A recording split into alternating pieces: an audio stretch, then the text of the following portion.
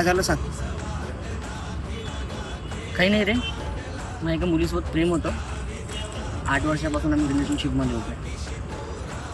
आमचं सर्व व्यवस्थित चालू होतं.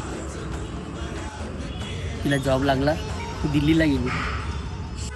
काही महिन्यानंतर असं समजलं की ते एका मुलासोबत रिलेशनशिपमध्ये आहे. मी एकदम भिलो, हातपाय थरथर कापले मी तिला फोनवर समजायला खूप प्रयत्न केला, पण ते ऐकायला तयार नव्हती. त्याच्यानंतर मी डायरेक्ट दिल्लीला गेलो.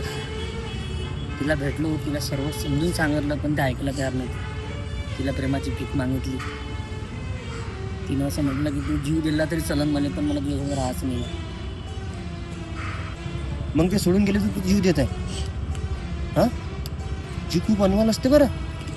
आणि जीव हा एकदा भेटते. आणि त्या मुलीसाठी तू तुझ्या आईबाबाला विसरला. तू त्या मुलीसाठी जीव देत आहे जिनं तुझं प्रेम जाणलं नाही, जिनं तुला धोका दिला. आणि तू तिच्यासाठी तुझ्या आईबाबाला विसरला, ज्यांनी तुला जन्म दिला, हे दुनिया दाखवली, नायनाचं मोठं केलं. तिच्यासाठी जीव दिल्यापेक्षा त्यांच्यासाठी जग, तुझ्या आईबाबासाठी जग, लाईफमध्ये चांगला सक्सेस हो.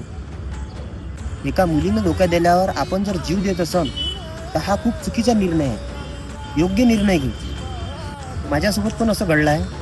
मला पण कोणतरी असं समजून सांगितलं आहे, तेव्हा मी चुकीचा निर्णय घेत होतो, पण मी नंतर योग्य निर्णय घेतला.